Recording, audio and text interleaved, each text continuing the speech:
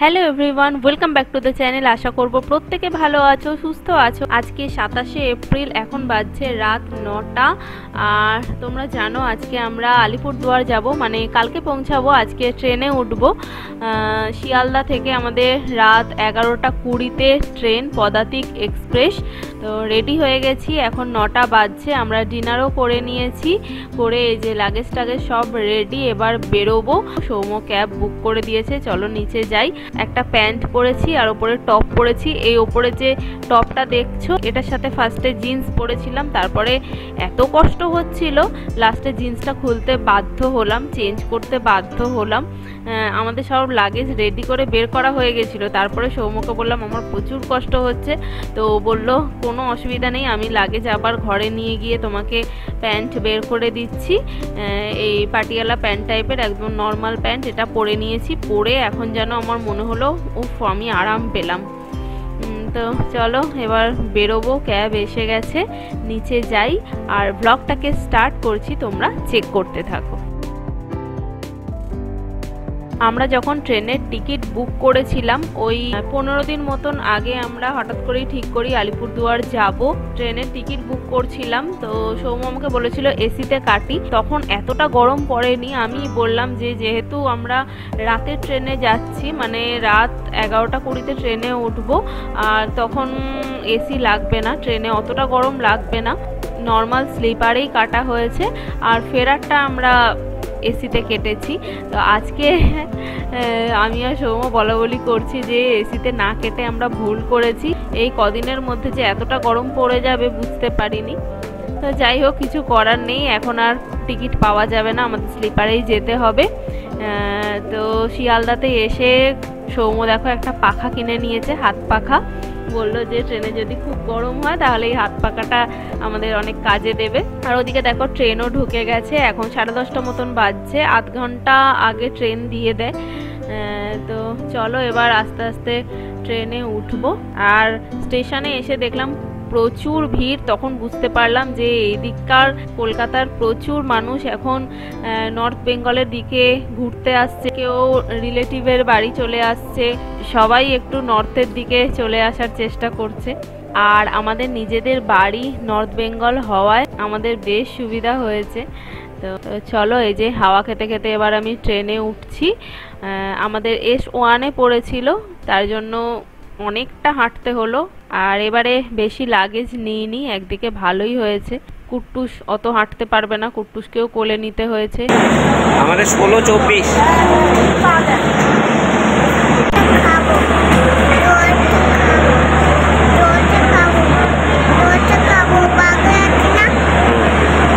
ব্যাগে আছে।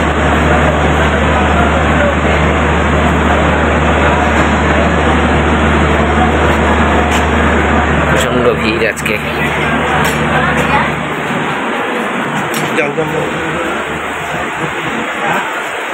এইটা আর এইটা, এই দুটো কোনটায় বসবে দেখ। আমি আর কি হাওয়ারি, কি হাওয়ারি, কি হাওয়ারি। আমরা ট্রেনে উঠে গেছি, উঠে খুব গরম লাগছিল। সৌম্য তো একদম ভিজে স্নান হয়ে গেছে, ও চেঞ্জ করে নিল, আমি চেঞ্জ করিনি। ওয়াইপস দিয়ে একটু চোখ মুখটা মুছে নিলাম, বেশ ঠান্ডা ঠান্ডা লাগছিল, ফ্রেশ লাগছিল। আর ওয়েট করছিলাম আমরা কখন ট্রেন ছাড়বে। জানি ট্রেন ছাড়লে আর এতটা গরম লাগবে না, হাওয়া লাগবে। আর আমাদের সিটটা পড়েছিল দুটোই আপারে, মানে আমার এদিকে পড়েছিল, তার উল্টো দিকে সৌম্যর পড়েছিল, মানে তার পরেরটায় সৌম্যর পড়েছিল। কিন্তু আমরা একটু কথা বলে ওনাদের সাথে এক জায়গায় করে নিলাম। ওনারাও বললেন যে ঠিক আছে, বাচ্চা আছে তো অসুবিধা হবে, আপনারা এক জায়গাতেই থাকুন। তো সুবিধা হলো, আমরা এক জায়গায় করে নিলাম। আর এই যে দেখো ট্রেন ছাড়লো।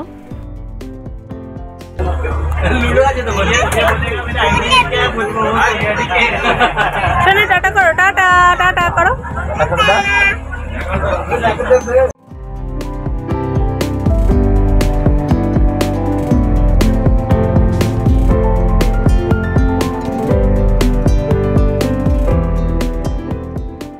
ট্রেনটা ছাড়ার পর আর অতটা গরম লাগছিল না, বেশ হাওয়া লাগছিল। আর ওপাশে চাঁদটা দেখো কি সুন্দর লাগছে। আমার তো বারবার মনে হচ্ছিল যে সারা রাত যদি ঘুম না হয় আমি এভাবে বসেই কাটিয়ে দেব। এখন রাত 12:30 মতন বাজছে। আমরা বাড়ি থেকে ডিনার করে এসেছিলাম, ভাত খেয়ে এসেছি, আর কুট্টুসকেও একটু ভাত খাইয়ে নিয়ে এসেছিলাম। কুট্টুসের জন্য নেস্টাম নিয়ে এসেছিলাম যে 8:30টায় খেয়ে তারপরে যদি ওর রাতে খিদে পেয়ে যায় একটু নেস্টাম খাইয়ে দেবো। তারপরে দেখলাম ওর আর নেস্টাম খাওয়ার ইচ্ছা নেই, গুলতে গিয়েও আমি আর নেস্টামটা গুললাম না। আমি ওই মুড়ির মোয়া, তারপর কেক, বিস্কুট এসব খাচ্ছিলাম। আমার একটু খিদে পেয়ে গেছিলো। কুট্টুসও আমার সাথে এগুলোই খেলো, খেয়ে তারপরে ঘুমিয়ে পড়েছে।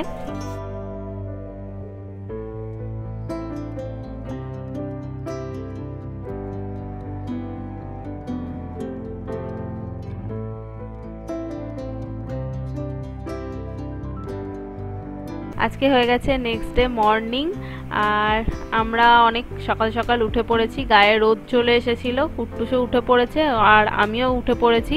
আমার যদিও খুব একটা ভালো ঘুম হয়নি, আমি সারা রাত জেগে জেগেই কাটিয়ে দিয়েছি। তো ঘুম থেকে উঠেই কুট্টুসের খিদে পেয়ে গেছিলো, ওই জন্য কুট্টুসকে একটু দুধ গুলে খাইয়ে দিলাম। কুট্টুসের ছোট জায়গায় ঘুম ভালো হয় না, আর একটা সিটে দুজনে বাচ্চা নিয়ে ঘুমানো বেশ কষ্টকর। আর কুট্টুস যেহেতু অনেকটা জায়গা নিয়ে শোয়, ওই জন্য ওরও অসুবিধা হয়। তাই আমি কুট্টুসকেই ভালোভাবে ঘুমোতে দিয়েছি, আমি বসে বসেই প্রায় কাটিয়ে দিয়েছি।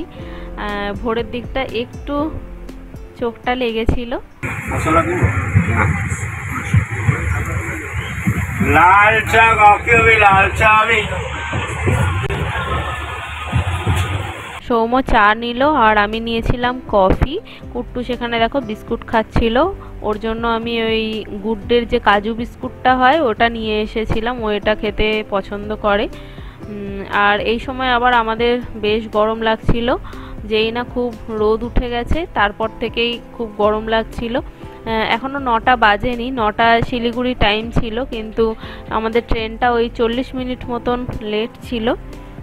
তো এখনও শিলিগুড়ি এসে পৌঁছয়নি। শিলিগুড়ি থেকে আলিপুরদুয়ার প্রায় 4 ঘন্টা মতন টাইম লাগে। আর এখানে খেলনা বিক্রি করছিল ট্রেনে, কুট্টুসের জন্য একটা খেলনা কিনলাম। আমাদেরই এত ঘন্টার জার্নি করতে বিরক্ত লাগছিল, কুট্টুসের তো কষ্ট হবেই। ও শেষের দিকটা বেশ ঘ্যান ঘ্যান করছিল। সৌম্য ওকে নিয়ে ট্রেনে ঘুরছিল, তারপরে ওকে একটু খেলনা কিনে দিলাম যাতে মনটা অন্যদিকে হয়। আর আমাদের সাথেই একজনরা উঠেছিল, ওরাও শিয়ালদা থেকে উঠেছিল, আলিপুরদুয়ারই যাবে। কুট্টুস তার সাথে বেশ ভাব জমিয়ে ফেলেছিল, অনেক গল্প করছিল। কুট্টুসের এই গুণটা আছে, অচেনা মানুষের সাথেও দেখি বেশ কথা বলে। সব ঠিক আছে, কিন্তু তার কোলে যাবে না, কারোর কোলেই যেতে চায় না। অনেকক্ষণ কথা বললো, যা প্রশ্ন করছে অ্যান্সার দিচ্ছে, সব ঠিক আছে, কিন্তু যেই না বলছে একটু কোলে আয়, তারপরেই সে কান্না জুড়ে দিল। তো যাই হোক, এই বেলার দিকটা আমাদের বেশ কষ্ট হচ্ছিল, খুব গরম লাগছিল। হাওয়া ছিল, আমি জানালার ধারেই বসেছিলাম, তো বেশ হাওয়া দিচ্ছিল, কিন্তু হাওয়াটা গরম ছিল যেহেতু রোদটা চড়া ছিল। কুট্টুসকে আমি এই সময় একটু নেস্টাম খাইয়ে দিয়েছিলাম। সকালবেলা তো তোমরা দেখলেই দুধ বিস্কুট খেলো। তারপরে ওই 11টা নাগাদ কুট্টুসকে একটু নেস্টাম খাইয়ে দিয়েছিলাম। ভেবেছিলাম কলা নিয়ে আসবো, তো বাড়ি থেকে কলা নিয়ে আসতে ভুলে গেছিলাম। আর এদিককার ট্রেনগুলোতে একদম কলা বা ফল কিছু ওইসব ওঠে না, যার জন্য কিনতেও পারিনি। তোমাদেরকে বলবো যে তোমরা যদি এরকম এতক্ষণে ট্রেন জার্নি করো বেবি নিয়ে, অবশ্যই একটা করে কলা নিয়ে রাখবে, তাহলে সেরেলাক খাওয়াও বা নেস্টাম খাওয়াও বা দুধ মুড়ি খাওয়াও, যাই খাওয়াও না কেন, একটা কলা খাইয়ে দিতে পারবে। তো এখন শিলিগুড়ি পার হয়ে গেছে, আমরা কোচবিহার ঢুকছি। আর একটা স্টেশন কোচবিহারের, নিউ কোচবিহারের পরের স্টেশনে হচ্ছে আলিপুরদুয়ার। একটা স্টেশন হলেও প্রায় আধ ঘন্টা মতন টাইম লাগে। এখানের স্টেশনগুলো একটু দূরে দূরে। তো আমি একটু ঝালমুড়ি খেয়ে নিলাম। তোমাদের বললাম যে ট্রেনটা লেট আছে 40 মিনিট মতন। আর কুট্টুসকে দিয়েছিলাম এমনি মুড়ি, আমি বাড়ি থেকে একটু মুড়ি নিয়ে এসেছিলাম, কুট্টুসকে মুড়ি দিয়েছিলাম, আর আমরা ঝালমুড়ি খেয়ে নিলাম। তো চলো এবার নামবো, আলিপুরদুয়ার ঢুকছে।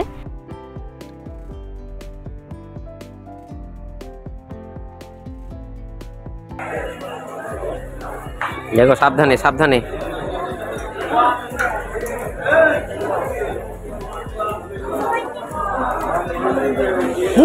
নামি টাটা টাটা টাটা টাটা করে দাও, এই যে এদিকে দেখতেই পাই। কালকে স্কুল যাবো